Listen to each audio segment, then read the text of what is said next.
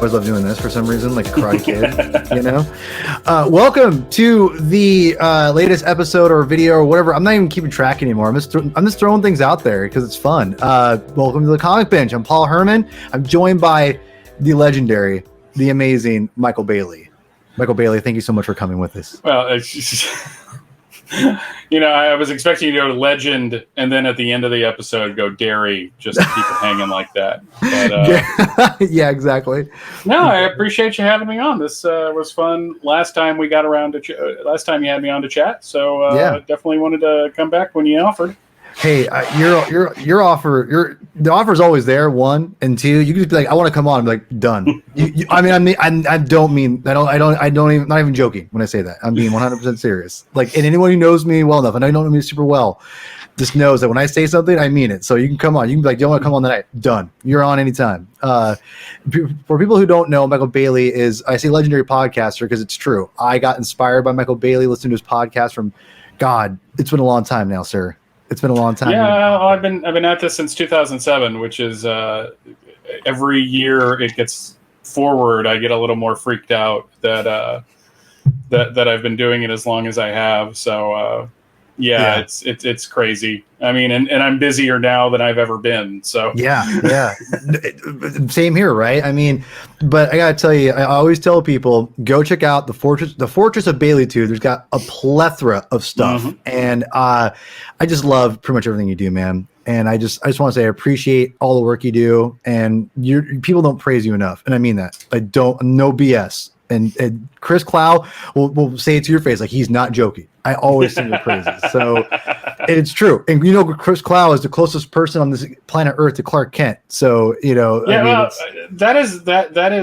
man has the jaw for it. I will. He does. Definitely give him that, man. I tell you.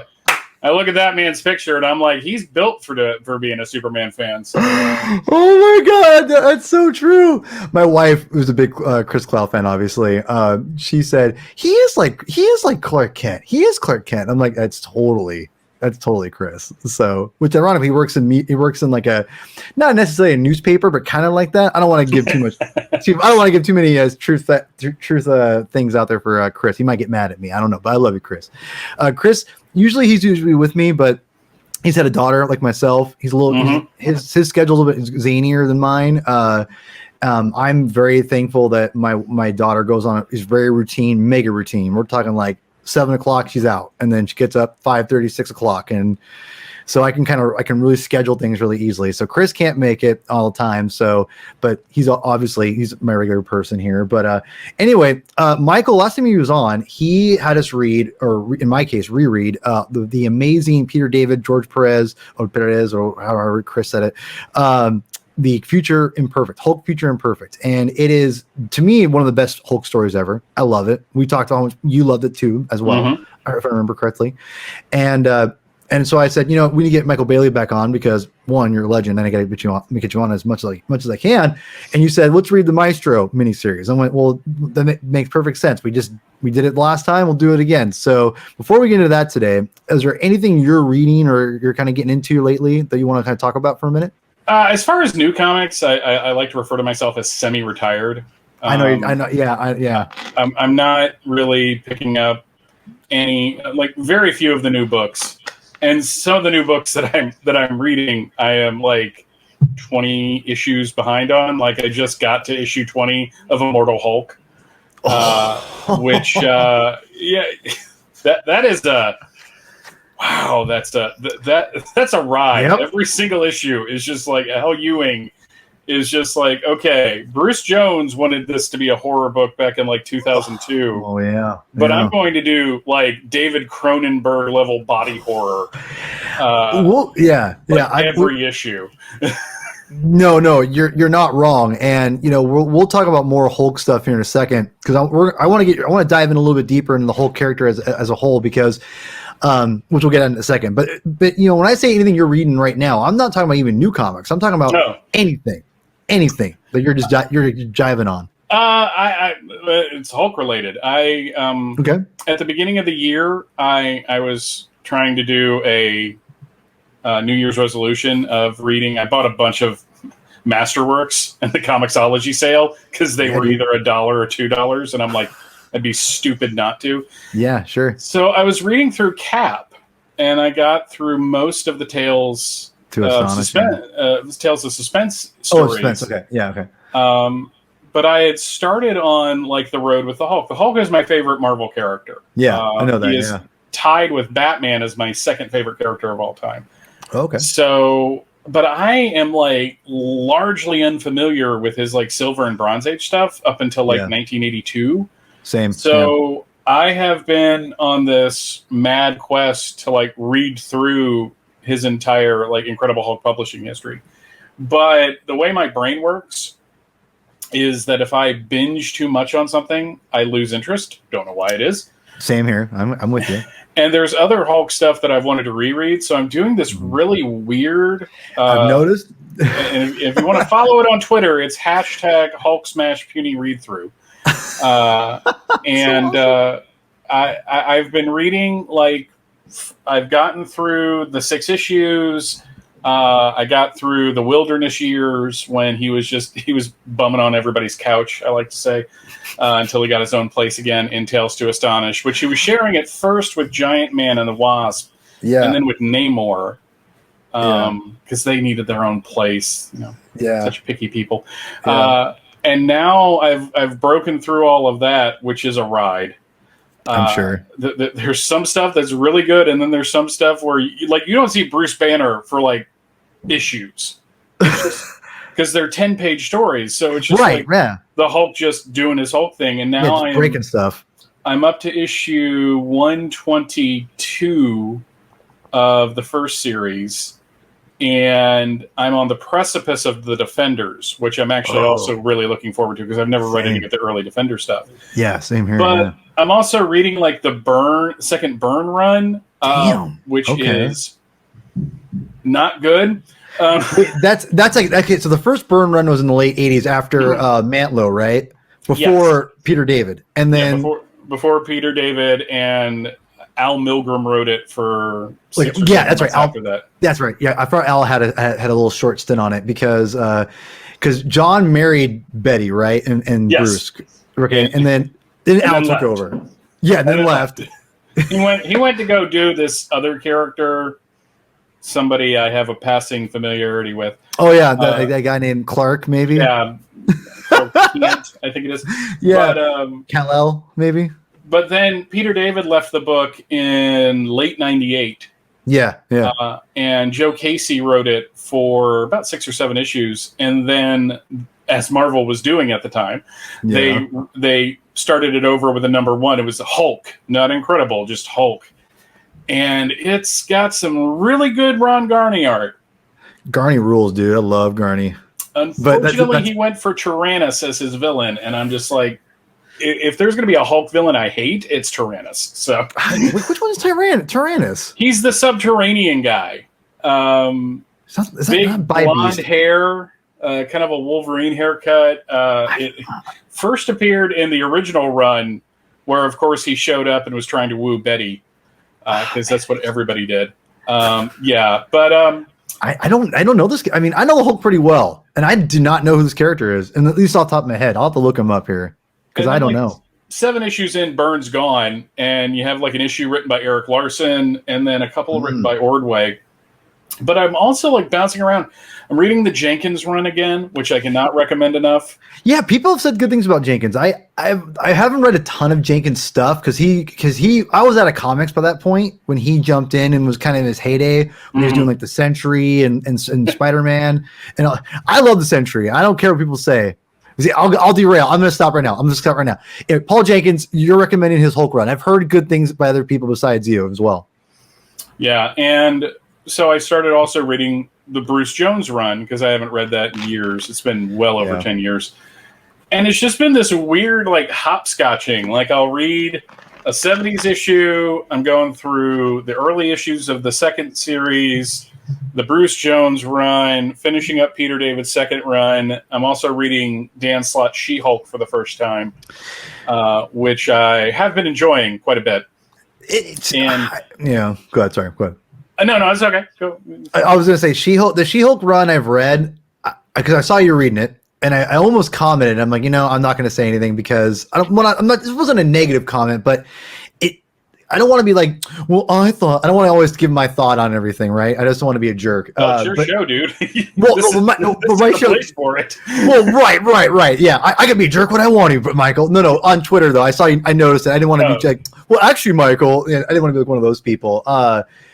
I've liked. There's some stuff in there that's really good, and then there's other parts where I'm like, ooh, that didn't age well. And I'm not sure I'm curious what you'll think when you eventually get later in the run. There have been some things that I've liked that didn't really age well. Okay, that's probably what it is. Yeah. And there's like 2 issues where he goes cosmic with it, and yes, I'm just like, I don't want to see her as like a cosmic lawyer. I mean, it's cute. It's cute, exactly. Sort of fits the mandate, but man, it was hard watching somebody knock Gladiator out. Yeah, that was yeah, exactly. It was that those were rough issues for me to get through. I liked the Spider-Man stuff; that was great. I was a cute, yeah, definitely. That was cute. I love Andy the Android, but I felt like it became like his book almost, or he was like the focal point almost. At least for a while, like too much. I don't know. That was just me anyway. But so it's just been like this weird Hulk ride. Yeah. And I'm also going through Immortal because I've been buying it for the past 2 years, but not reading it. Though if you have a paper copy of issue 4, they printed my letter, which was weird. I haven't had. I just dashed off the email and they printed it. So I'm just assuming they didn't get a lot of letters for the first issue. But no, it's been this weird like focal point of the Hulk. In addition to reading stuff for my podcasting, which I've been going through over on Overlook Dark Knight. We've been going through the Under the Hood trade. Oh, I'm going to get to that in a second, sir. Continue. And I am just finished up editing today. And we're going to do the 3rd part soon of our Kingdom Come coverage over on From Crisis to Crisis. It ended up being a 3-part episode because there was just so much to talk about. Sure. And it's weird because I got that right behind me. I got the trading cards. I got the dude. I haven't even Mike. I haven't even opened this yet, homie. Like I need to open this thing. Like So you haven't seen what it looks like. No, I haven't. Dude, it's been made to look like a Bible. The fuck? It's got a brown. You're right. It's got a satin ribbon bookmarker in it as well. They all have bookmarkers, don't they? I think they do. It's just for it being shaped like a Bible. I thought that was appropriate. That's fair. It is a handsome volume. This is one of my favorite stories ever. I got out of comics right before this right when this after this came out. I was still into comic books, and I got out right after it finished, and I loved the story. And I'm not even a DC guy. Like DC's always been harder for me to get into in the early years, and not as much anymore now. But when I was a kid, I was always a Marvel zombie, always just diehard Marvel. But the art drew me to it, and I loved the art, and I love the costume designs that Alex did with this, like with the Green Lantern. I love the Red Robin costume, or whatever is considered Red Robin or Robin, whatever. Dude, the best one though, let's be real, the Flash. His Flash, that's brilliant in my opinion. Anyway, I digress. So, but yes, you just wrapped up Under the Hood and then Kingdom Come in the latest series of a podcast. Yeah, and then we're going to be going forward with the Superman stuff of 1996. We're heading towards the end, so it's going to be final night and the wedding's coming up. So it's weird. Every time I think we get to a point where it's just like, well, we don't have any big things left. I'm like, well, they do get married, Superman and Lois. So that's kind of a big deal. Kind of. And it's weird because now with like Kingdom Come and all this, it's like the 25th anniversary. Oh, it's weird. Which that's makes me feel old. Yeah, word, dude. I hear you. Dang, 25 years? Yeah, it's been 20. Dang. Yeah, Kingdom Come turns 25 years. Actually, back in May, it turned the first issue turned 20. But you know what's funny? When we were doing the research for it, Kingdom Come was not number 1 on Diamond's sales list. Hold on, it was Heroes Reborn, right? No, because Marvel was still distributing themselves. Every single month, except for like the last one, for the last issue, Spawn beat out Kingdom Come. And in the final month, it was DV8 #1. Oh!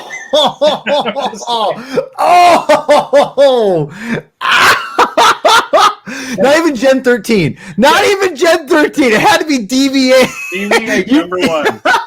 You know what I'm talking about. And I'm looking at these order figures, because they're not sales figures, because they don't have sales figures. But I'm looking at them like, every month, really? Like Kingdom Come? Like, not even in the first month, where it was like one of the most hotly anticipated books of the year. It's not gonna be okay. Whatever. 90s. You gotta, you go and be 90s at 90s, because wow. But so, yeah, Spawn was the Spawn. Ugh. Well, Spawn's getting big now too, right? Mm-hmm. So it's not. So it's heating up again, which is interesting. Yeah, I tried to get back into Spawn years ago. When there was like they created like a new jumping on point. This was like 10 years ago, and I tried to give it a chance, because I've always loved the design. I think the design is awesome, but the character is just, yeah. Well, that's, again, I digress. Really quick though. I remember you've covered Kingdom Come a number of times, because I remember you had like an 8-hour long podcast, like broken up between like was it a couple or something? 5 years ago, for the 20th anniversary, I got together with Alan and M. Middleton of the Relatively Geeky Network, and we did on Views. We just covered the entire series, and then on their show, Darkness to Light, we covered kind of the spiritual side to it. Yeah. So the difference with this coverage is, because we split it up over a couple different episodes, I really dug in to the background and the references and all the little Easter eggs that are hidden in it. And Jeff and I are arguing about the characters. If you heard that, it still stands on its own. This is kind of a different, more of a deeper dive. Totally. Dude, I'm into it. Well, anything you do, Mike, I'm going to be diving into. And really quick, before we move on into because we're going to dive into the Hulk stuff, because you're jumping in some stuff I want to jump into. But really quick, for those who don't know, Michael has a fantastic Batman podcast called The Overlooked Dark Knight. And you have given me lots of gems to go into. I started reading the Starlin run because of you. I gotta admit, I disagree with you guys about the cult. I do not like the cult. I stopped reading it. Okay. I couldn't get into it. And I love you guys. And Michael, you said something that I'll just be like, we have to have a debate about this one day, or a good discussion. Not today, but you said you liked it over The Dark Knight Returns, and I was like, oh man, that's a loaded weapon, sir. But you know what? I respect it, because anytime people can get passionate about something, and I'm all about it, right? So that's rad. But every once in a while, I want to say something in the Twitter room that I know would make everyone quiet. The jukebox would have like the needle scratch and stuff, and then you'd hear like a bottle break. that definitely is that moment, Mike. That's definitely that. And I don't say that because, listen, again, this is classic us and me. I'll digress all day. It's not, for me, The Dark Knight Returns is, yes, it's very easy. It's I feel like it's easy to either love or hate, right? Because as you kind of said, for a while, like, you could never talk bad about The Dark Knight Returns. Like, not you personally, but in general, right? Like, people would freak out. It's definitely softened. Like, people definitely are criticizing it more now than they did 10 years ago, and which is fine. Like, I don't. It's whatever, right? The thing for me is, there's no way that story will always hold a special place in my heart. I grew up reading that comic, so I just have a very it's a holy text. I will totally admit that it's a holy text. If you were a comic reader in the summer of 1989. There were 3 books you were reading. You were reading Year One. You were reading in the name of the Year One, The Killing Joke, and The Dark Knight Returns. It's the holy trinity of Batman. Right. It's really interesting how Dark Knight Returns less so, but Killing Joke really has been getting reevaluated for Yes. both as a story and what it did to Barbara Gordon. And I think because of that, year one is like laying back and just letting them take all the heat. Yeah. Like, I'm gonna be back here being beloved, y'all. You guys just fight it out over the Killing Joke. Oh God. Because you can't get away from in year one. Jim Gordon cheats on his wife. Dude, that's pretty messed up. And we all are okay with it. I've never been okay with it. Just for the record, I love the story. I'm not okay with it. No, but seriously, people, if you're big Batman fans, I know a lot of people that maybe watch this channel, and again, there's like 12 people, but whatever. You 12 people, I love you, by the way. But if you love Batman and you haven't listened to his show, I say watch because I know you're not on YouTube yet. I'm going to say go and download their episodes. They're fantastic. You're doing the Under the Hood right now, and that is no BS.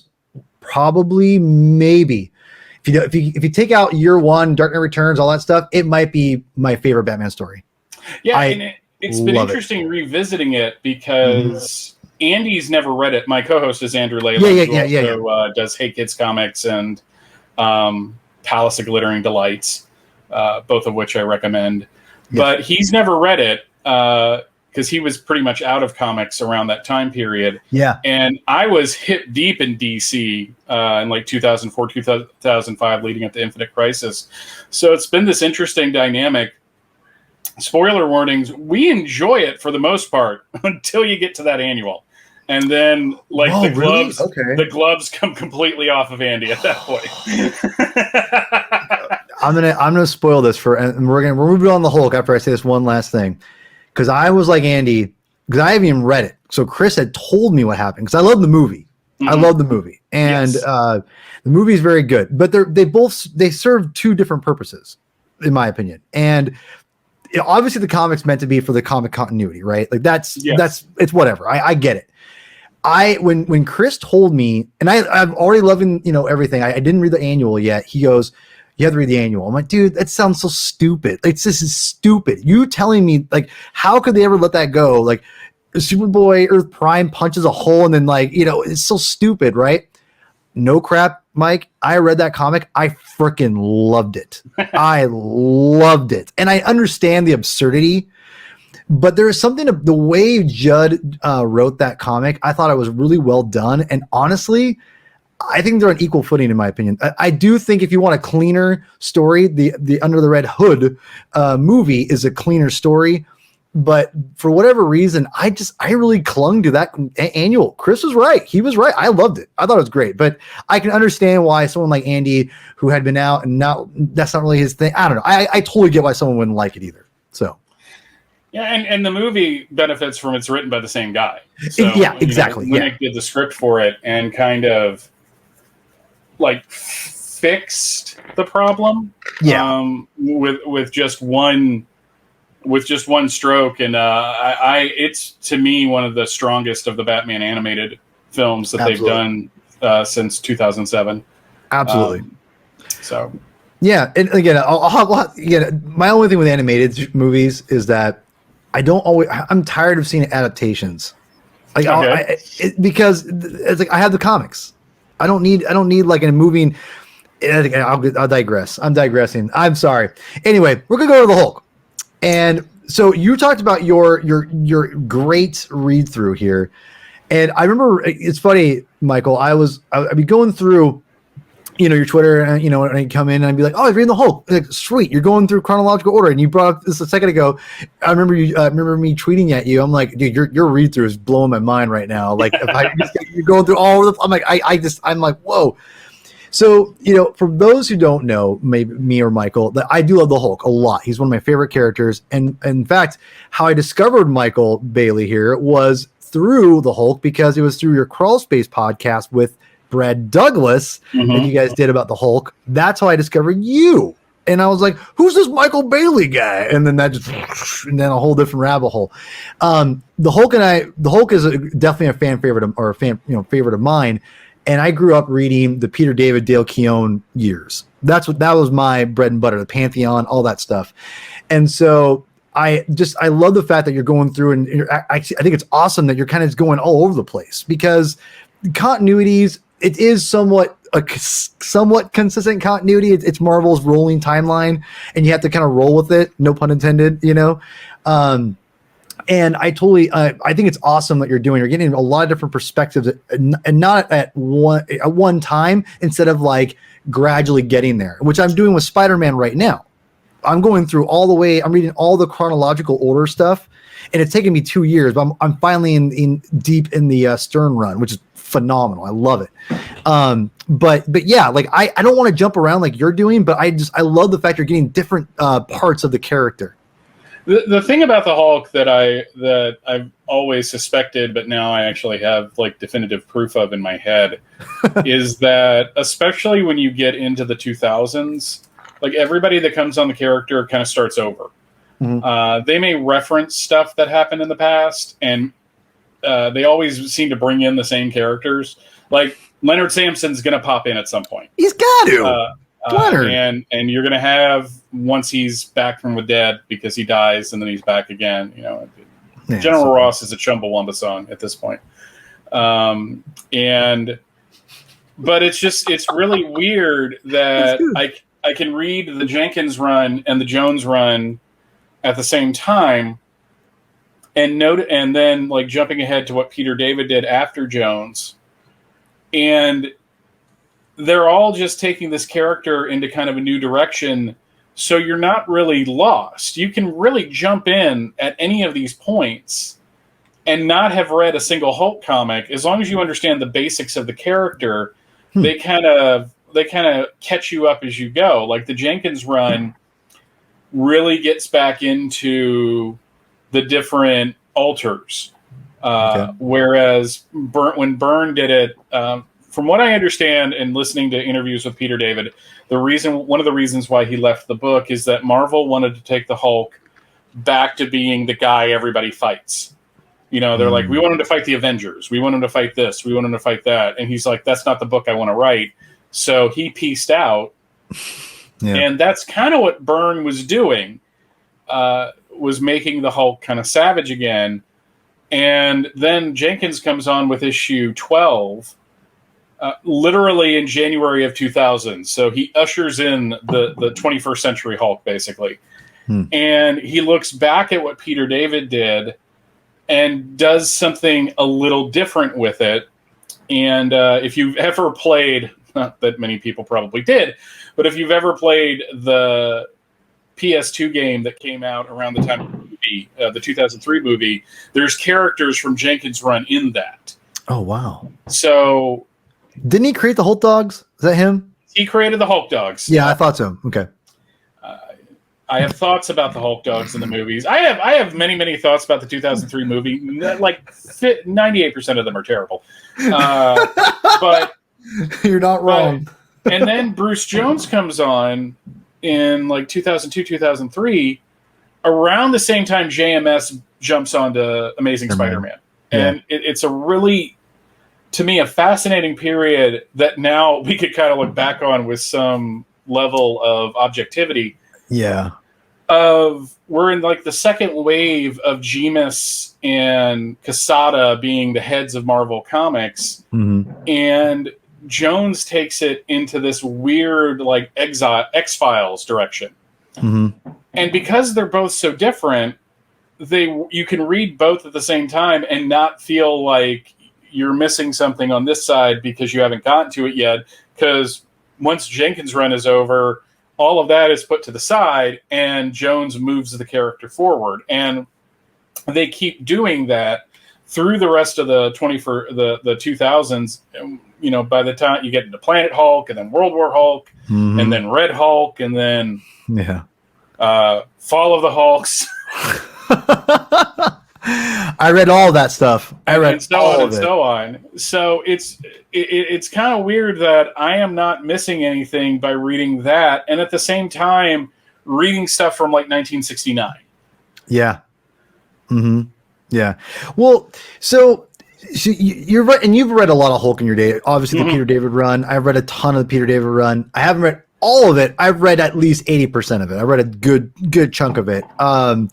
And I pretty much have read all of the Hulk from Greg Pak's run to right when Jason Aaron and Silvestri took over. Or maybe I wouldn't even, was it Wade after Silvestri and Aaron, or was it before? Wade was after Aaron, because Aaron was between when Greg Pak was writing Incredible Hulks. Right. Because there was Incredible Hulks, and then the Hulk, the book was the Red Hulk book. Right. Jason Aaron was on for like a year, and then they do Avengers versus X-Men. That's right. And then Wade comes on. That's right. So I tried. I didn't really care for the Aaron run. I didn't really care for Wade's run either. And I just kind of was getting bored with like the Hulk as a whole. And when Civil War II happened, they had the whole, they killed Bruce Banner, the Hulk, had whatever. Again, I actually think Civil War II is not as bad as everyone makes it out to be, but that's, again, I like Civil War, the first one. So everyone hates that, it seems like now. So whatever. I don't care. But that being said, when Immortal Hulk, the current series, came out, I was like, meh, another Hulk series. I've been burned too many times. And all of a sudden, a couple people have been like, this new Hulk stuff's kind of interesting. I went, all right, I'll read it. I read the first couple issues. I went, okay, all right. And I can without a doubt tell you that Immortal Hulk is my favorite Marvel series in the last, I'd say, 20 years. It is brilliant. I'm 20 issues in. And it is first, Al Ewing won me over by dropping the names Del Fry and Jeffrey Clive. Because there is a 2-part episode of the Bixby Lou Ferrigno series called The First. Okay. That Jeffrey Clive was the scientist in the 50s that irradiated his lab assistants, Del Fry, and Del was like a 50s Hulk. Oh, yeah. Okay. And then David Banner comes to town, and they do fight again, and then it was it's Dick Durock who played Swamp Thing in the movies and the television series, like all hulked out, and it's also full of like Frankenstein references because Clive was like the actor that played Frankenstein in one of the Viceria. It's just like all these little like deep dives to Universal horror films. Yeah. But him name dropping that, I'm like, okay, this dude's on another level. This guy is obviously a fan of the character, and he's been through the 20 issues. He has been deconstructing the Hulk's world, but not to mock it, not to say it's silly or it's terrible.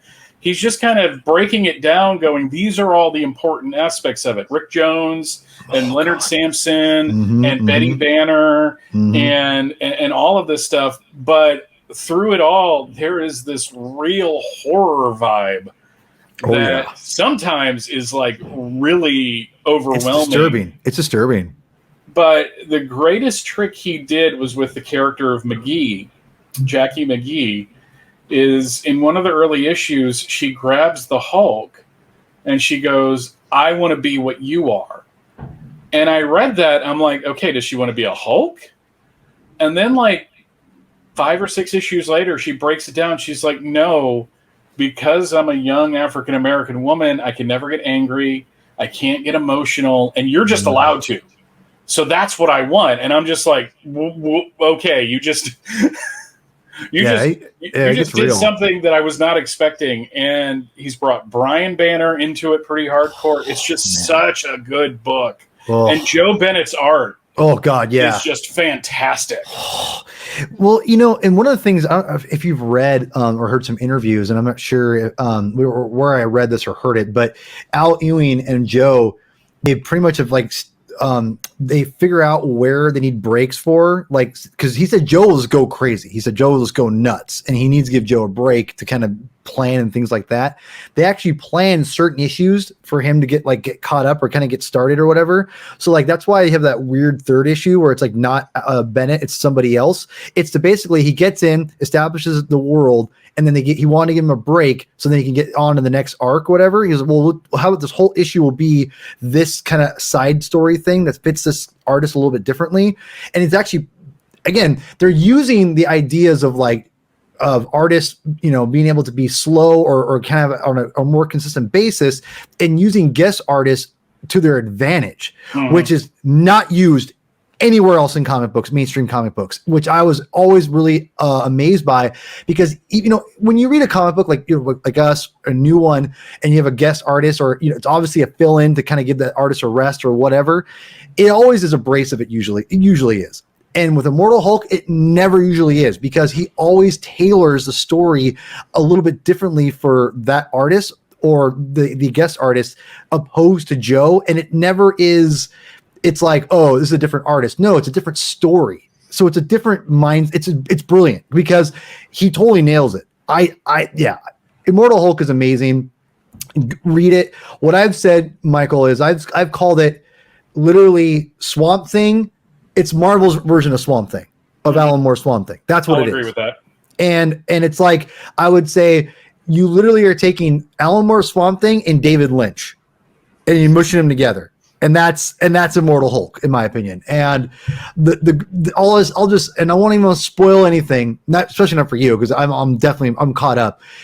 But the Green Door, that concept is just brilliant. It's so brilliant. And just if you're curious what it is, read the comics, because it's so good.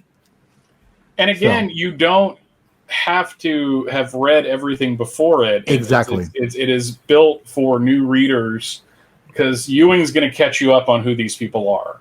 Absolutely. Through flashbacks and such. And I agree with you that Rashomon tale, where it was like the Hulk attack from 3 different perspectives with 3 different artists. I was just like, this is just, I don't feel like the story is getting interrupted at all. It just feels like it's just going right on, and that the reason why these all look different is because we're getting different people's perspectives. And I agree with you on that. It is rare for that, because usually it's just like, we're going to have this writer and this artist, and they're on the title, and then either the book is late.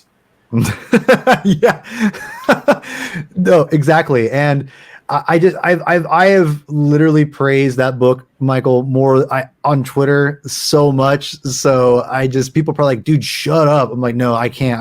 I love the book. I go read it. I'm glad you're liking it. You're only on issue 20. You're in for a ride, my friend. It gets there's a couple times where it kind of slows down. You could tell Al's trying to I don't want to say tread water, but he's trying. You could tell he's like, where am I going? I don't think it's on him, but it's probably on Marvel being like, well, we got to end this by this time, and it's probably one of those kind of things. I feel like, but even then, there's that stuff I think is great, and it's really heady. And it's just the best thing. We'll have to do a big Immortal Hulk episode with you or me or something like that, because I love that book to death, and it's amazing. So anyway, we are here though to talk about again, we're like half hour into this bad boy. We haven't even talked about our main book. So this is classic me, by the way, and you too. We're both the same. Have you listened to early episodes of Views from the Long Box? I mean, I know, that's why I love you. we're the exact. We're so similar. You have no idea, Mr. Bailey. All right. Anyway, so we're going to be talking about the Maestro miniseries. Which again, if you're curious about the series at all, just really quickly, you want to read this comic, which is for part 1, Future Imperfect, which is George Perez art. It's amazing. Read it. It's great. And this is part 2. These are both available on Marvel Unlimited. So please, if you don't have that service, just go. If you're a Marvel zombie like myself, what are you doing? Get on it. It's amazing. And I'm going to say this. If you get it on Comixology, do not get the Future Imperfect trade. Really? Get the individual issues? Incredible Hulk The End graphic novel, which was a hardcover that has this, and then Peter David and Keown's The End special all in one book. Whoa. And it works out to be a better value money-wise than just getting the trade of this and that on its own. It's all together, and it's so you get which in the second issue of the Maestro, they actually reference something from that. Really? So you have Future Imperfect, which was the 2-issue miniseries. Then in '98, they released a anthology book because Marvel was doing a lot of prose work in the late '90s, especially. They did an anthology book called Ultimate Hulk, and it's prose stories about the Hulk from the entire run. Thomas DJ, if you're familiar with him, has a story in it. No And way. Peter David wrote a story called The End, which was the final Hulk story. And then a couple years after that, Keown drew a special, which is became super rare and really hard to find.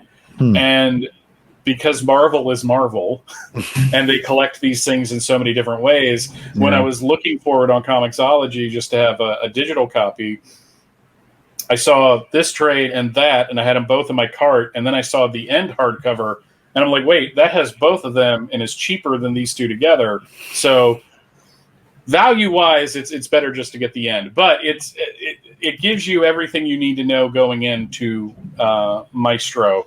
The only other thing I would recommend is if you are on Audible and or are a subscriber to Audible, pick up the audio version of What Savage Beast by Peter David, which is kind of a sequel to Future Imperfect. It's the Maestro again. Okay. Just a different timeline Maestro. Okay. So, and it's really good. Marvel has been slowly putting all of their 90s books into audio form. And all of the graphic audio stuff that Graphic Audio did a couple years ago, that's all on Audible now under Marvel. So it's just Marvel is all over DC right now in terms of getting their stuff into the audio landscape. But yeah, Future Imperfect I cannot recommend enough.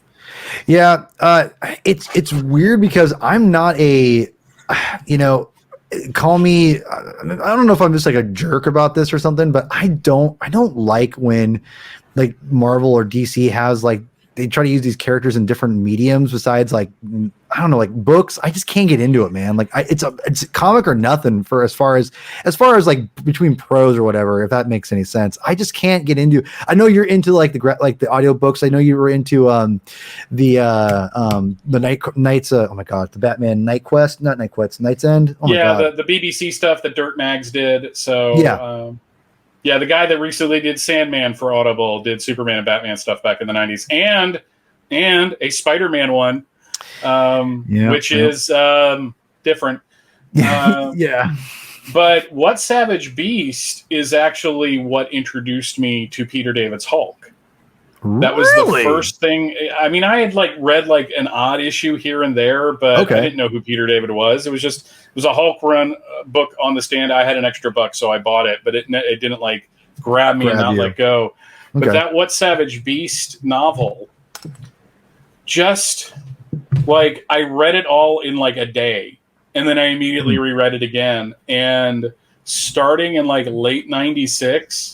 I went on this mad quest to collect the entire Peter David run of the Hulk. Dang. And I succeeded. I have since sold them. I was going to say, you sold it, yeah. To be fair, I have the Get Corp DVDs that were a big thing about 15 years ago, where they would have I heard about this. Hundreds and hundreds of issues. On one disc? On one disc. And I have also been buying the Epic collections. Oh, Epics. Oh and the Epic collections are the greatest thing Marvel has ever done. Dude, I couldn't, yeah. Seriously, one, if you're thinking of getting into Epic collections, please buy them when they come out, because the moment they're out of print, the aftermarket is $80, $90, $100. It's insane. But yeah, because Peter David had the Visionaries line, and that went, I understand, dude. Epics are. I was late to the Epic game, my friend, and I gotta tell you, I regret it so much because, oh my god, I've gotten all the Star Wars ones I needed, but yeah, you're right. The aftermarket after they're out of print, forget it, dude. It's ridiculous. But thankfully, Marvel's getting good about putting some of them back into print, so that might. That'll at least give you a chance to buy. It's a second printing, but I'm so beyond caring about that. Yeah, I know, me too. Right. No, Epic collections are. I was a fool for just scoffing at them. No, I'm serious, because I was like, no, I don't. I just need digital comics. I don't need physical comics anymore. And I'm like, what was I thinking? Oh God. Well, they replaced the Essentials. Yeah, which are great too. And everybody loved the Essentials because it was $20, and you got 20. The line art. issues of it, and it was just great. And they're like, we're not going to be doing those anymore. And it's just like, well, what are they replacing? These full color, more expensive books. And then I got the first Hulk one, and I'm like, because usually when they collect the Hulk in any kind of like omnibus form, it's the first 6 issues, and then they jump right into the Tales to Astonish. Right. Not the Epic Collection. No, we're going to show his entire tour through the Marvel Universe. Oh. And it was just like, okay, you guys... You've won me over. You got the pedantic nerd in me on your side. So chronological order now. That's and as a Star Wars fan, is all like crazy zaniness as Star Wars does. Like, I mean, I was like, like the Clone Wars stuff alone blew me away. Like I was blown away how good how they were able to kind of mush it all together and have it all. Oh my God, it was beyond impressive, and that's what made me kind of invest in the epics. And I have to be very careful because I'm the type of person that once I go in, I'm all in. I won't stop, and I will literally be on the streets because my wife will kick me out for spending every last dollar in Epic collections. So it happens. But yes, it's oh God, I can't. We get again. We'll have you back on. We'll talk about Epics all day because we'll do it. And Michael, I'm gonna let you kind of take the lead a little bit about this kind of going through the issues because you're great at that. By the way, you've always been really impressed. I've always been impressed with how you're able to do that. I'm too like blah blah blah blah blah blah blah. Like I'm all over the place. But the first issue. I gotta say, I read it once. I told you I read it once before. I read it again for our read through, and I was like, huh. And I'm curious, just kind of before we kind of get deep, and we don't have to go like beat by beat or anything. Kind of the overview or whatever. And we'll just talk about kind of this, not spoiling every little detail, but like we'll obviously talk a little bit about some spoilers, if you will. But kind of going through the issue, I will say I was surprised a little bit. There's a number of things that surprised me in this book, in this series, but this book specifically, I'm like, huh, because I remember reading Future Imperfect. I got the impression, now granted, maybe I'm not smart enough to remember this or comprehend this, which is true of all the way around here. I thought the Maestro, the Hulk, helped the heroes defeat whatever evil was on Earth, and the heroes were dead, and he was the only one left standing because he was the only one strong enough to withstand the evil, like whatever. I just remember always had this impression in my head.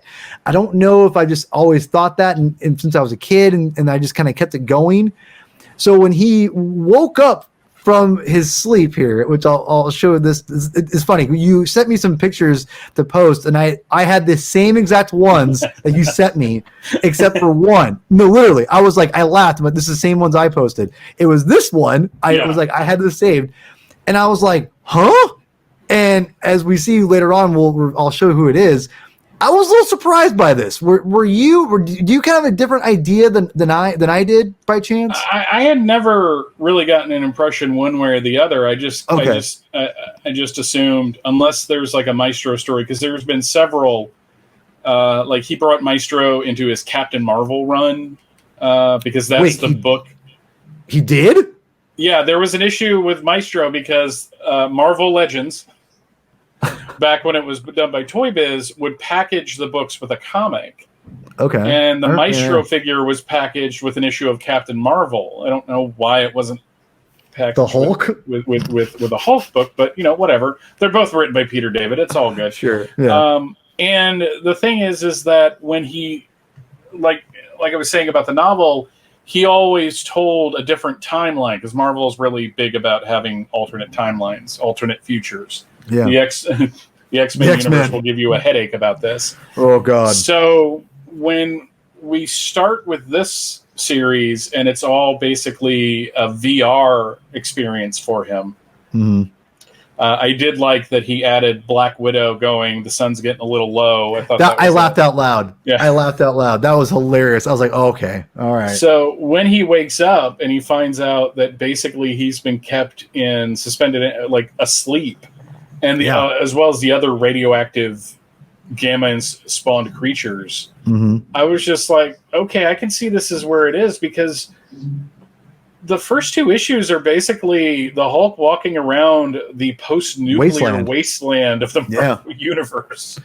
Now, okay, I immediately, I don't want to nitpick because I for the record, I like the series. I thought it wasn't what I expected, but it was really entertaining. I thought. I mean, Peter David, he's a phenomenal writer, in my opinion. I love Peter David. He does not write bad stuff, and I can like almost anything he does, almost. And when we reveal that it's MODOK here that is keeping him alive, I'm like, why didn't MODOK just kill him? Like, why is he keeping him alive? Like, I don't get it.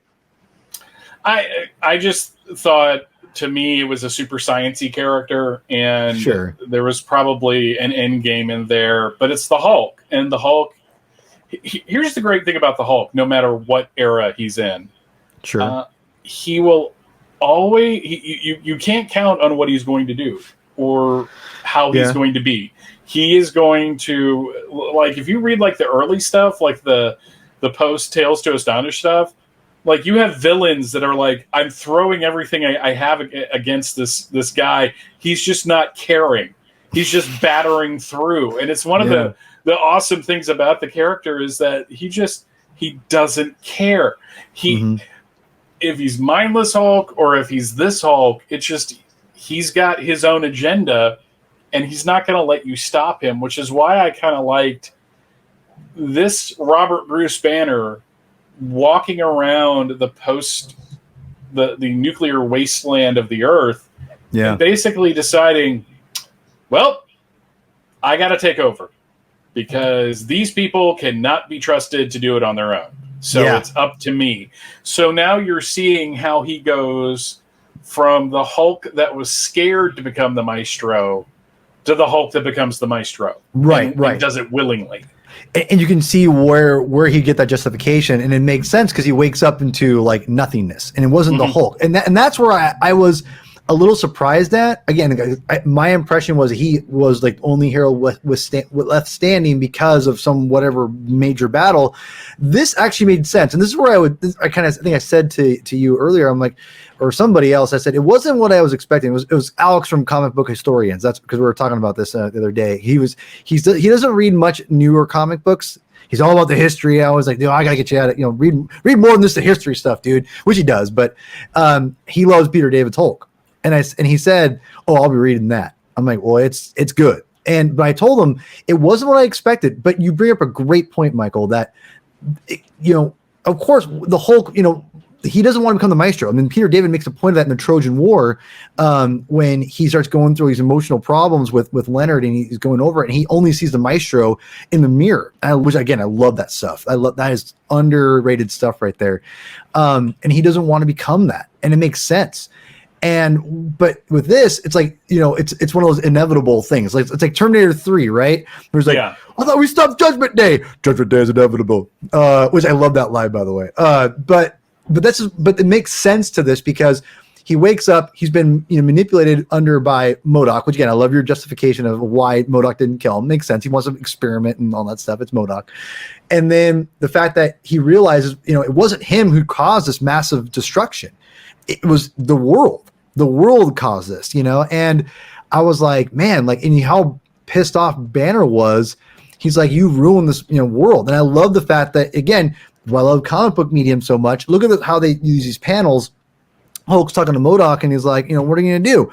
And the Hulk's like, I'm going to make this world my own. And he makes the Hollywood thing into the Hulk. That is, and you picked that same page I did. I was like, dude, you couldn't pick a better idea of why and what Hulk is doing with this one last page of the book. I thought it was a brilliant idea. And watching him go through the various, he's like walking to Washington D.C. and all that. It's just. Like reading this during the pandemic was a different experience because I was at kind of my own low ebb with humanity and having kind of a dim view of humanity in general. Oh, yeah. So reading this Hulk story where the Hulk is like mirroring my thoughts, I'm like, well, that's kind of a dark place to go. But I just love that he just decides. Yeah. Because everything that has happened, they obviously can't be trusted with their toys. Daddy's got to come in and take over. And it's not easy. He runs into Machine Man, which I have that as well. Yeah. Funny enough, which I loved. Mm-hmm. Loved it. And you have like Machine Man's little world, little part of the world. Yeah. And I like how human he looks comparatively. He's like wearing a bad wig. It's great. Mm-hmm. Man, the Hulk really does not skip leg day, does he? Why would he? In heaven. Why would he not want to? Why would he want to skip leg day? Leg day's the best day, Michael. Come on, man. But I love that line though. I'd invite you to stay, but our resources are limited and would preclude your needs. I love Machine Man. I've always liked the character. He's awesome. The twist for me was that dystopia as a city already existed in this story. Right. Which, if you read Future Imperfect, I got the impression that the Hulk formed dystopia.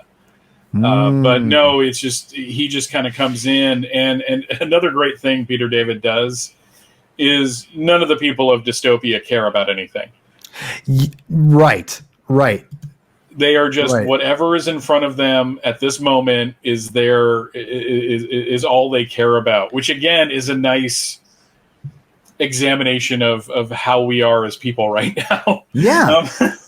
Well, and again, what I talked about earlier too, Michael, was that it totally took what I thought what happened in Future Imperfect, and it kind of like went the other direction. And a lot of times that could be a bad thing for fans, right? But for me, it wasn't. I was surprised and went along with it. And maybe it's because it's Peter David, and I have to trust him because it's his story.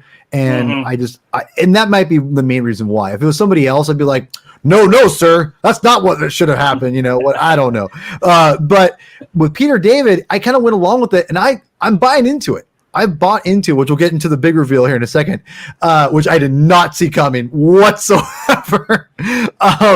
But like you said, I thought he literally rebuilt humanity himself, like with his bare hands. But no, it almost makes sense for how Bruce Banner can kind of slowly kind of turn into the Maestro instead of just be like, I'm going to take control and be this big bad blah blah blah. No, it kind of gradually turns into that because he already resents humankind, right? Because of the Hulk, right? It's real. It's just what the character's been since his creation.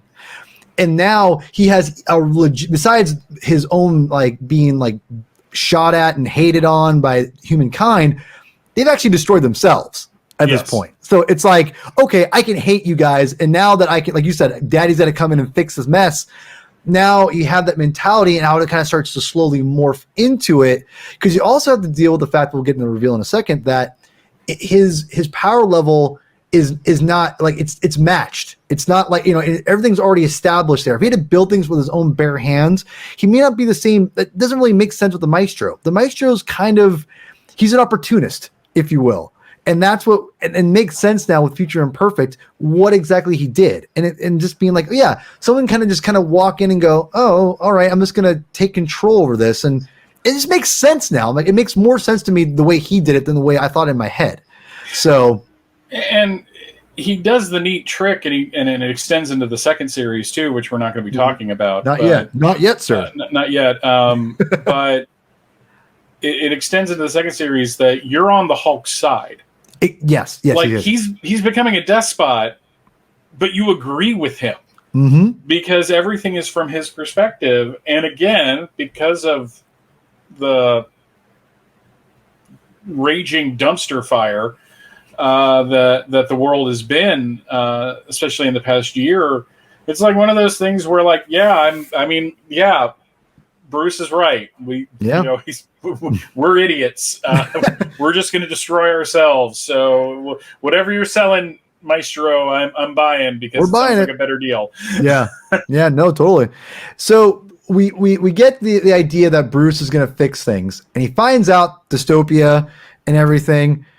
And we find out that there is I forgot what the character, what they called him. They called him the Maestro. Yeah, they called him the Maestro. Yeah.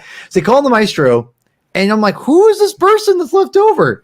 And hold on, I have it up for, again, one of the things I had saved because I was blown away by this, legitimately blown away by this reveal. So they have someone else is ruling dystopia under the name of the Maestro.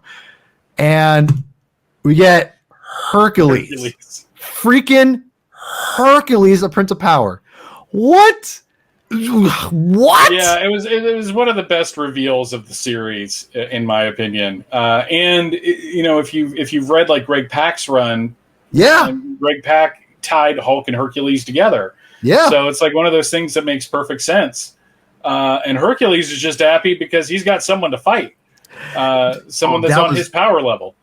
That was great. And I gotta say, I never, again, as a Hulk fan, as we're both hardcore Hulk fans here, and you've read more than I have at this point, but I know I'm not no slouch myself. I never would have put Hercules in the same weight class as Hulk. Like, I would say it'd go, again, just off the top of my head, I'd go Hulk, Thor, but Thor's still not as strong as Hulk, not even close. And then Hercules. Hercules is not as strong as Thor. I never put them on the same, even Thor and Hercules on the same level. Would you agree with that? I actually put Thor and Hercules on the same level because they're basically the same people from different pantheons. But he's got Mjolnir, no pun intended. Right, but Mjolnir. Yeah, but I'm talking just pure strength level. Okay, you're talking. Okay, that's fair. Okay, that's fair. He's got a fancy hammer, but I'm just talking pound for pound, like weight pound, class. Gotcha. Okay. Hercules. He's the son of Zeus, so like you said, he's the Prince of Power. Prince of Power, right? Prince of Power. Well, there is a DeFalco issue, which I love DeFalco's and Friends' Thor run. Mm-hmm. I guess what, I take it back because that was Eric Masterson, it wasn't who took on Hercules. Him and Hercules they fought Thor, whatever. It wasn't Thunderstrike yet, but he ended up becoming Thunderstrike. I remember him kicking the crap out of Hercules, so I was like, but yeah, you're right. I think they might be more equal. I always took Thor as a little bit stronger than Hercules. That's just my opinion. Yeah, I mean, this is how many angels fit on the head of a pin. You're right. No, you're true. You're not wrong. So with this reveal, like you said, he was just ready to. He punches Hulk like right away, and I'm like, what? But it makes sense because he's the only one left. He's the only one. Yeah, it is basically Hercules lives for battle. He lives for just some of that Greco-Roman wrestling, if you want to call it that. And he really is. He really is. Actually, that's a good point. He beats the snot out of the Hulk. Does. Too. Now that was surprising. Now that's what I was going to say. So I was surprised at how Peter David was very liberal with how Hercules tosses Hulk around in these issues. I was like, really? So it's interesting to me that Peter David. And I didn't notice it until recently, as it was something distinctly his run did with the Hulk. And at some point, and if he's going to be at Dragon Con this year, so maybe I'll get the chance to ask him. What made him, instead of basically having the Hulk sitting there, like the Herb Trimpe or the Sal Buscema Hulk, who will have like rockets lugged at him and just bouncing off and not bothering him. Peter David very specifically did that. Mood lighting, apparently. That was awesome. He specifically had it that the Hulk has a healing factor. That he can get injured, but he heals really fast. And it started with the Joe Fixit run because the Gray Hulk was a little weaker than the Green Hulk. Yeah. And then when he became what later became known as the Professor Hulk, I have very specific thoughts on that. Oh man, oh yeah. But when he's fighting, I forget the character's name. It's the dude with the knives. He's from it's not the he was at the beginning of Civil War. He was part of that crew. Crimson Domino? Was it Crimson? No. It was the crew Nitro was hanging out with when the New Warriors attack. He's this character. He's got these blades. They're like sickles, right? Yeah, and I think they were straight blades in the Peter David run. But he was able to cut the Hulk. And at one point, he cuts the Hulk, and his body heals around the blade. Because his healing factor is that strong. So what I just assumed in reading this is that David was just saying the Hulk is powerful, but especially with everything that's happened and the fact that he can't eat as much as he used to, he still needs sustenance. He's not like invulnerable, unstoppable Hulk. He's smarter than that. Yeah. Okay. Which is how he eventually takes down Hercules. Sure. Yeah. And I'm not going to reveal how. I'm not either. Yeah. Y'all just got to read it because you got to read it. It's great. It's like one of those like, man, that's cold. Because he doesn't give up. And and the final page of the last issue of the first series, which is in the Symphony in the Key of Gamma, I think they called the trade. Yeah. Great title. It was just like one of those things like, we're here. Which is why the second series, it was like, there's a second series and there's going to be a third one. Apparently he planned it as a trilogy. The second one, the only thing I'll say is, this is what I'm going to say. Oh, no. He brings back the Pantheon. What? Yes. No way! Yes, he brings Dude, back the I'm all about it. Yeah, Dude. I was like when I read the first issue and saw that that's where they were going, I got so freaking fanboy excited. Yeah, dude. Okay, first of all, that is one of the most unused things in Marvel right now. I remember years ago, I was like, "What happened to Pantheon? Like, does anyone like whatever happened to them?" I looked them up on Wiki or whatever. And I'm like, I'm sure they showed up here or there. They haven't showed up in like 20 years. Besides this issue. Nope. What are we doing? Yeah. What are we doing? Ajax? I mean, Achilles? I mean, come on. Ulysses? Come on. All these characters. Hector? I mean, dude, I could go on for days of these characters. Pantheon was a really interesting idea. What was her name? The mystic lady? Delphi, yeah. And then I see this is where I got lost right before they brought back the head Pantheon guy and he went crazy. Agamemnon. Dude, I can't pronounce words anymore. Those people. I as a kid, I'd be like Agamemnon. I mean, for people who listen to the Marvel newscast show, I would say Dormammu. I called him Dormammu forever. That's because Sean, my co-host said, I kind of liked your way you said it better, even though it's wrong. And it's like, okay. Or it's like M. Night Shyamalan, nobody. Yeah, no one can pronounce it, right? Yeah, exactly. No, but that makes me want to read it even more now, Mr. Bailey. It's like one of those things where I was kind of like you. I read the first issue of this, and it's not that I disliked it. Yeah. I was just like, I don't know if I'm feeling this, but like 3 or 4 months ago when I was starting this #Hulk Smash Puny read through. I love that. I'm trying to navigate the current social media landscape with Twitter and Instagram and TikTok, and I feel like Caveman Lawyer from Saturday Night Live. Your world and your bright lights confuse me. I don't know what to do, but I think I got hashtags down, or as Johnny from Cobra Kai would say, the hash browns. But no, when I was starting that, I was like, I wanted something else. I wanted like something to go. And I realized that a lot of the issues from the first series were down to like $2 because they just fall off in price. And the second series had started. So I just bought everything and got caught up. It's awesome. And I was I just tore through the first series and I'm like, why did I give this up? And then I got into the second one and I was just like, I've got to, and then I had to wait for the last issue, like 3 or 4 weeks. And I realized 3 or 4 weeks. I am totally spoiled. I am the Netflix binge watcher of comics now. I don't watch usually, except certain things like Superman and Lois, I'll watch week after week. But I like to have things be done so I can just consume them and move on. And same way, yeah.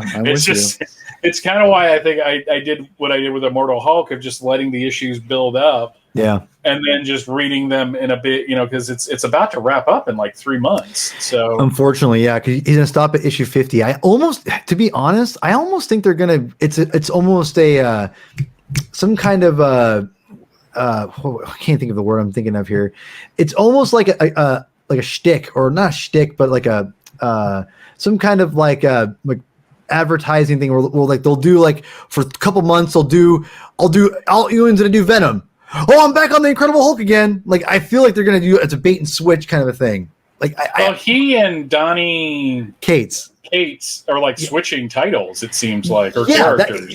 That's what I'm saying. So I'm kind of like I almost am waiting for like the wool pulled over our eyes and be like, oh surprise! It's actually like honestly because remember Penguin's distribution kicks in those first issues, and I'm almost wondering and Cates and they're Venom, and I'm not the biggest Venom fan or Cates fan. I don't know his work as well. I've read a number of his books, but I don't think he's bad. I just haven't connected to him as well as Ewing. I think Ewing's phenomenal. But it's weird they're switching characters, and they both had these huge long runs. And I'll be honest, I don't see how Cates can follow up Hulk. I'm sorry. He seems to be going in a completely different direction, which is probably the smartest thing he can do. Yeah. Years ago at Dragon Con, I was having a conversation with Paul Jenkins, who, by the way, nicest guy ever. Like, totally approachable. Cool. And I just walked up, and I was expecting, like, a curt little answer and, have a nice exchange. And I'm like, so, your Hulk run? He's like, yeah. I go, what was it like starting that in, like late 1999? He goes, well, I was lucky, he said. Yeah. Because I didn't follow Peter David. Yeah. I followed John Byrne, he said. So I was in the best position possible. I didn't have like Byrne had to follow Peter David. I didn't have to. Yeah. So it was like one of those things where now, Donnie Cates has to follow Al Ewing. This is why Maestro being off kind of on its own is probably for the best thing for Peter David. I agree. Yeah. Because he gets to just basically do whatever he wants. Whatever editorial, I guess, will let him do. Well, but, at what point, with these types of things, Maestro is not being done it's being done for a modern audience, but it's also being done because it has cachet. There is there's stuff behind it that will get older readers who may have fallen off of Marvel Comics to come in and, like at least buy this book, and maybe try out the Hulk or maybe try out something else. Yeah. It's just amazing. I have specific thoughts about Peter David as a writer. He's one of my favorite writers. I mean, I spent a year and a half searching for every issue of the Hulk. Yeah. And let me tell you, the McFarlane issues were not cheap. Nope. Especially the Wolverine Claw issue. Phenomenal issue. Funnily enough, those were easy to find. Like, I was on expensive. When I was on that journey, I was able to find everything. There was this one issue. I forget exactly which one. It was the one, and I think it was the last part of Ghosts of the Past, which was right before Onslaught. Oh, wow! Where it's like got Thor on the cover. Wait, and is he throwing Thor? Or something. I have that comic. Yeah. I have that comic. So I couldn't find it anywhere. Wow. And I finally ran out of patience. I'm like, okay, it's this one issue. It's deep into the run. I'm going to start reading now. Yeah. And it was literally like the comic gods were on my side because it was literally like a week before I got to that issue that I found it in like $1 box at a one-day show. Yeah. But no, that was my first attempt to actually build a collection out of something. Yeah. So like the Peter David Hulk will always hold a special place in my heart. I don't know if there are things about it like with everything from the 90s, you kind of worry that when you revisit it, that there's going to be something that's going to cringe. Of course. Like anything you reread, right? Like Friends is kind of like that. I see Friends who are really... I was never into it too, but I see Friends like revisiting it and going, ugh, I didn't notice that back then. Okay. Because the thing about the 90s is that we thought we were enlightened. We thought we had it all figured out. And the answer is no. No. we tried. And there were some bright spots, but there were also some spots where it's like, eh. Yeah. But, I cannot recommend Maestro. If you're a fan of the Peter David stuff and you haven't read like Hulk in years, one, pick up Immortal Hulk. But two, pick this up. Pick up the trade. get the issue. I think it's probably on Marvel Unlimited at this point. Yeah, it is. It's on there. I think the second miniseries is on there too now. Yeah, War in Pax. Dude, I'm gonna read it. I might read it this week. I gotta tell you, when I saw the first character I saw, I go, is that can't be. That's rad. And I'm like, and then when you get deeper into it, you're like literally, I have not been this excited about a new comic in like years. Like since Jurgens was back on Superman back in 2016 was the last time I was this excited. I remember that. Because I was just like, oh my god, and they're all together, and he's like hanging out with them. Wow. And of course everything goes pear-shaped because it's the Hulk. Yeah. But it's just like the things he does in the second series are just like he ups it. Like he does not disappoint, and it makes me think, what does he have in store for the third? The third one. Yeah. Before we go, you'll appreciate this, I think. So, what Peter David is doing with not just with Maestro, but with the symbiote Spider-Man too, right? Like he's doing like these separate like miniseries things. It almost feels like they're afraid to give it an ongoing, so they're doing the Venom route, or they're just kind of giving it a miniseries every. I knew you'd appreciate that. I'm looking forward to Maestro Lethal Protectors. Yeah, I think that's going to be the best one. I remember as a kid, even back then, going, why does like Venom always have a miniseries? Because they were so afraid of giving him an ongoing series. That's essentially what it was. Well, also you had perpetual number ones. That's true too. Yeah, and that was what, like, it's big now, but that was like one of the things in the 90s was to, I mean, like I said, in the late 90s, after Heroes Reborn ended for various reasons, mostly political, within the Marvel offices. And they started they brought back those 4 titles: Captain America, Avengers, Iron Man, and then Thor got a new number 1, and then Spider-Man, Amazing Spider-Man got a new number 1, and you had Chapter 1. Don't recommend ever reading Chapter 1. Just read the Lee Ditko stuff. You'll be much happier in life. Read it. I mean, I'm going to read it. I'm going to read it. Yeah, Andy and I did 2 episodes on that, and Andy had thoughts. I'm sure he did. But like everything, like Daredevil got a new number 1, and Hulk got a new number 1. So with Venom, it just made sense for them in that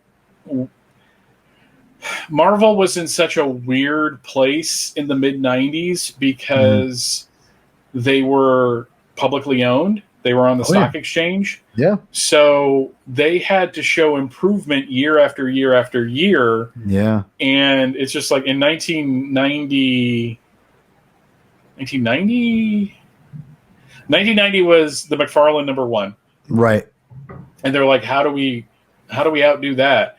And so the next year, 91, they had X-Force and X-Men number 1. Yeah, I remember. Yeah. And they were just expecting that to keep continuing. So a new Venom miniseries once a year with a brand new number 1 was probably editorially dictated. I don't, I think they just wanted to keep pushing that machine. God.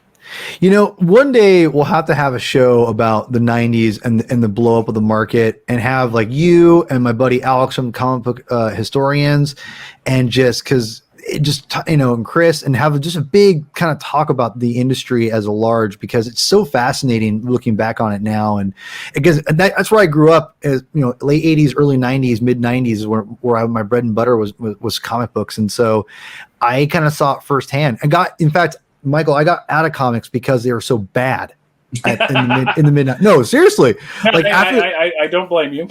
Yeah, it was bad, and I didn't come back until right before the other in Spider-Man is when I came back, and so I've been on a kick of comic books ever since, and going back and whatever. So again, that's a whole different podcast. See, the weird thing is that because I was mainly for most of my early comic career just reading, I would read issues of stuff. Like you were issued a copy of McFarlane's number 1, Spider-Man number 1. Like it's the Frampton Comes Alive joke from the first Wayne's World film. If you were a Gen X millennial comic book reader of that time period, you had number 1. You were issued a copy. Depends on which one you got. Yeah, I had the gold one, by the way. But because You probably had all of them, I imagine. No, at one point I had the green and the black one. I never had the gold one. Okay. But I kept my head down, and I did my tour of duty with the X-Men, because if you again were a Gen X millennial comic book reader, you were drafted into the X-Men for a particular period of time. Drafted. And I did a tour, and I started with Jim Lee's #1, and then ended with Executioner Song. They let me go after that. Far. You were pretty far. It was about a year and a half into it. So yeah, that's pretty good. Longer than that, probably. Executioner Song. Yeah, that was like 16. It was almost. I did almost 2 years. Yeah, it must have been, because Executioner Song, he was. I mean, it was Kubert and was it Lobdell? Is that who was doing it at that point? Lobdell was writing Uncanny. Wasn't he writing with John Romita Jr.? Fabian Nicieza was writing X-Men. Okay, that's who it was. Okay, Hubert. And that's who I was getting confused with. Nicieza was also writing X-Force with Greg Capullo, which was funny. A great run. I was talking with Nicieza at DragonCon a couple years ago, and he said the funniest thing to me. He goes, our issues of X-Men they left and they screwed us over, and I was mad. But one, our issues of X-Men sold better than their issues of X-Men. Oh, yeah. And two, I lost Jim Lee and Rob Liefeld, but I got Andy Kubert and Greg Capullo. And it's just like, I was like, you won. He's like, yes, I won. So, yeah, and before we leave, Fabian, underrated writer. Underrated. Have you read his new? Again, no, you probably haven't. His latest Juggernaut comics. No, I didn't know there was a Juggernaut comic. It's on Unlimited. I'm pretty sure if you have Unlimited, get on it, because it's not groundbreaking by any means, but it's a really good, cool Juggernaut story, and it kind of redefines the character. Not redefines, but it kind of reintroduces and adds some elements to it. It's interesting. And again, I need to get him on. I need to get him on the Binge interview at some point. I'm not sure if he does interviews. I mean, I'm too small. I don't know. But the dude, I think, is just so underappreciated, and he's done so much stuff I've liked. I loved his X-Force kid. I loved it. So. There's one issue, and I'm gonna say this, and we'll do our ends here, because I'm taking on way too long. I appreciate you staying on as long as you have. Do you remember the issue where it's the very end of the Executioner Song? It's like the epilogue, and the X-Force is still like trapped. They still have them like all locked up, they're all locked up, and they don't know if they're gonna let him go or not. And he has. Oh, you know what? It wasn't Nicieza. It was Loeb. Loeb wrote this issue, I think. It's either Nicieza or Loeb. I might have been Loeb. But anyway, if it was Nicieza, I'll have to look now. I feel dumb. I might be Loeb. But either way, it's very end where Cannonball is talking to the professor. And he talks about how it's either the open hand or the closed fist. Do you remember this? And he says, yes. You taught us how to use our hands to hold and to nurture. And he has a mouse. And he says, or you could be like Cable, teach us to put in a fist and to hit and to pound. And he said, but it's funny, Professor, because you have the open hand, you can still use that to hurt people. And he slaps Professor Xavier. Oh, dude. I was like, Cannonball, baby. That's my boy. Like, I love Guthrie, dude. Guthrie's my man. And then Professor grabs his hand and does something to hurt it. Oh, dude, it's so good. It's so good. If I was Nicieza, that was brilliant. I believe it was, because Loeb came on right around Onslaught. Okay, was when he took on the book. Nicieza wrote it up, I think, at least through issue 25. I think you're right. Yeah, because 25 is fascinating. A great issue. I love that issue. Because if you read X-Force #1, where Cable is all like, I'm not going to treat you like people. You're soldiers. You're this. You're that. Yeah. But by issue 25, he's like, no, we're a family. Let's all get around to. Let's all hug with like Greg Capullo art. So, with great. So a lot of big arms. Which I'll never forget when he joined Spawn and went, oh, the guy from X-Force? Weird. Which was funny, because when he took over when he came onto Batman back at the New 52, like everyone was like, Greg Capullo. I'm like, you mean the dude that drew Spawn? Yeah, he's gonna do a terrible Batman, right? Oh yeah, he can't do that character at all. Oh god, yeah, exactly. Man, dude, Mike, I could talk to you for hours, and I'm going to try to get you on as often as I can, as you'll let me, because I always felt bad because the years I know I had bothered you in the past, being like, oh, Mr. Bailey, you're so cool. And so I appreciate you for putting up with me from all those years ago, and you've been great. And I just want to shout out to you again one more time, because one day I was feeling really down about just kind of getting some nasty reviews on the Marvel Newscast review site and whatever. And I usually don't really care about reviews. It's whatever. People are going to hate me. It's fine. But just, every once in a while it just bothers you. It's kind of, bummer. Like maybe I'm not very good. And I kind of said, it's kind of bummed me out. And I was just I threw it out there on Twitter. Just kind of like, just being honest about it. Maybe I would love a pick me up, and I didn't even think that you actually wrote out and said, I can't believe, you said some really nice things, and it meant the world to me. And I did not expect it. And I was like, whoa, Michael Bailey, I can't believe you could, that was awesome. And it meant a lot to me, honestly. And I want to say thank you. You're awesome. Well, like I say, I put my pants on 2 legs at a time, like everybody else. Yeah. No, dude, you do good work. You're super enthusiastic about what you talk about. Yeah. You have a good knowledge base. You surround yourself with really good people. I do. To do on a regular basis. So people are gonna listeners gonna listen. That's the best way to say. I don't get many reviews, so I've never had to really experience that. So, but you do good work. Don't let anyone try to make you feel, especially yourself, make yourself feel like you don't, because you're sitting here. You've got a good setup. I mean, this looks great. You got the Maestro stuff behind us, and you're moving us all around. You see, I don't do. I don't do video yet. I mean, I'm on the weekly thing for Superman homepage, but I have not dived into it. I'm starting to do a little stuff on TikTok. I noticed, which I've liked, by the way. I've liked your stuff. So I'm kind of feeling my way through that. Oh, yeah. It's again, I'm archaic. I come from when you had a podcast and that was the big deal, and now everyone's like, you got to be on YouTube, and I got to be on the YouTubes. So I'm working on it.